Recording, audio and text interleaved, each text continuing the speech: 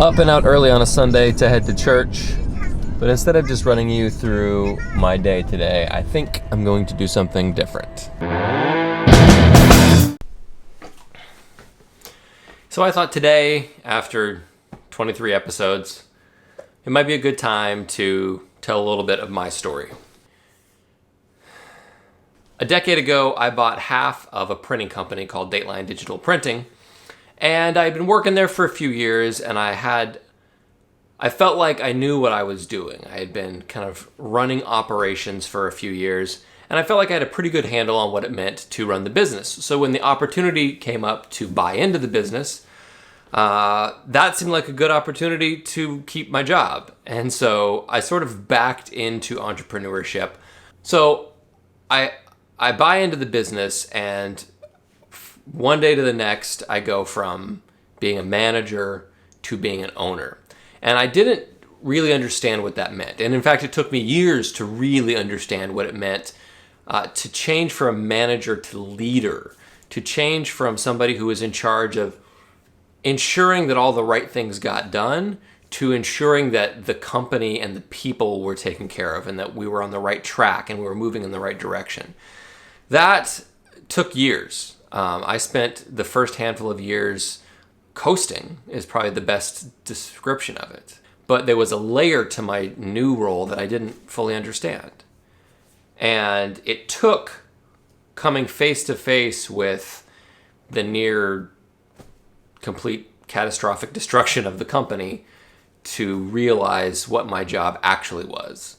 So September 2009, sales had really dropped off, and I'm looking at the numbers, I'm looking at the bank account, and I'm saying, we may not make it, not just through the end of the year, we may not make it through the next month.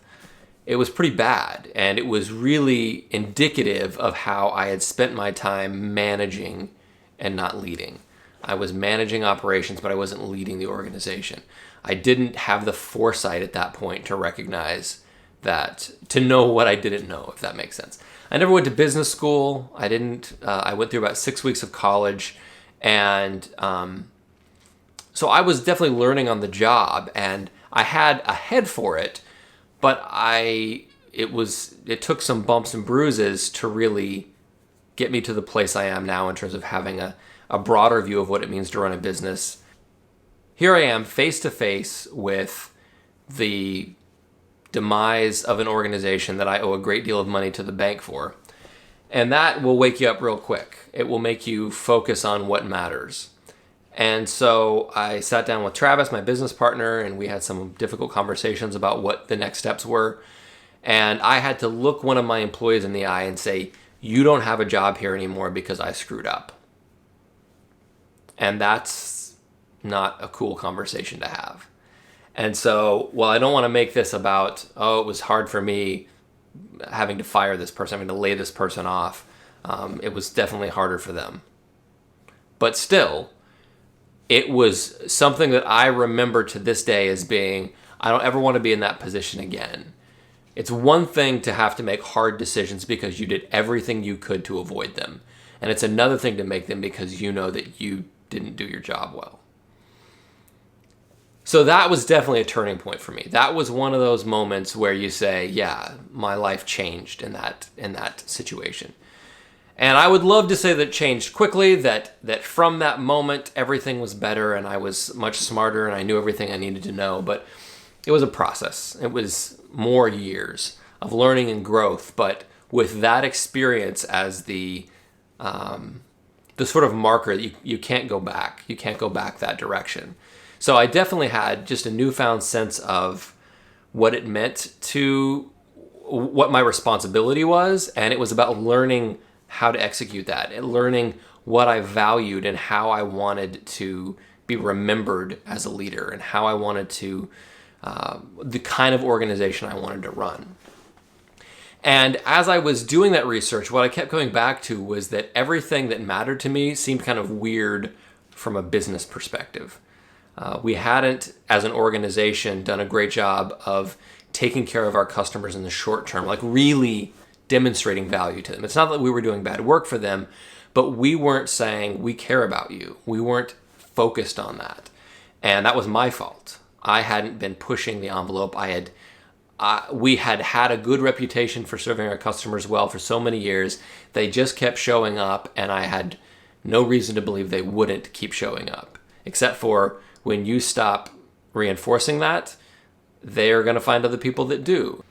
So our customers needed to know that we cared, and they needed to know that we valued them. And so that was a big part of it. And I really started to develop what would become this idea of being a human at work. I knew that we were informal, and we certainly were not by the book when it came to doing customer service well, but I knew that we were still good at it. And I didn't know how to sort of put that in a box, because what I felt like was we were breaking all the rules and that was something to be embarrassed by. When in reality, what we were doing is we were learning how to be human at work and letting that be a differentiator for us. We were learning to eliminate the policy manual, which at this moment, our policy manual is simply take unusually good care of people. Whether that's your coworkers or your customers or your vendors, it doesn't matter. That's sort of the one precept that we have that everything is built off of. But that took a lot of editing to get back there, and it took a lot of wrestling with the idea that this is weird. I didn't go to business school. Everyone is going to laugh at me. Honestly, that's what it really came down to. Was there was a part of me that was terrified that because I wasn't standing up for all the classic business cliches, that everyone who, in my mind, was much smarter than me and had it all together was going to look at me and look at this organization and say, these guys are a joke.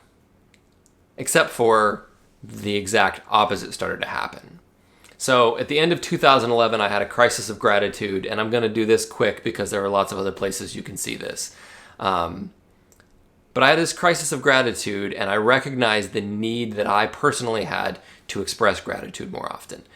So I start sending a thank you card every single day, and that sort of accidentally became this project that really became a rallying point for us in being human at work. And that project was called Thanks Fairbanks, and it's still going on today. And basically my business partner and I, we got our heads together, and I said, I think that we should start giving these cards that I've been designing away.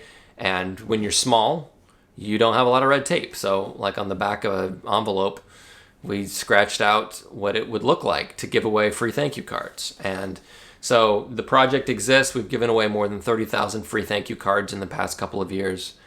And it was the sort of physical expression of the ideas that we held, and to say, we think it's important to be leaders, and we think it's important to take something that we care about, mix it up with something we're good at, and see what comes out the other side.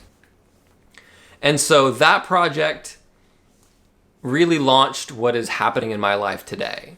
That's when I started getting requests to tell our story to other audiences and to talk about not just gratitude, but about the business philosophies behind giving these things away and behind really infusing something we cared about into the work that we were doing. If you had asked me 5 years ago if I thought that a big part of my work would be helping other people be more human at work, I would have laughed. If any number of the experiences that I've had in the past year as it relates to speaking and traveling and sharing an ebook that has been read all over the world, though that's insanity. Sitting here right now, that's insanity. And yet, those things have all happened. And so what I've come to believe is that things that seem insane are very possible, and that I should just go ahead and expect for things that I can't imagine to start happening. And so I just want to share that. There's this line in a Macklemore song where he's talking about the music he makes and how that life's a struggle and I record it, and that he hopes that the people who listen to it are inspired and that it helps them do what they do. And I love that line because that's exactly what I want to do. What I want to do, hopefully, is to take the weird perspectives that I have about work and life and all that good stuff, and share it in a way that hopefully helps you to do your very best work, to do the thing that you're great at, which is going to be different than my thing.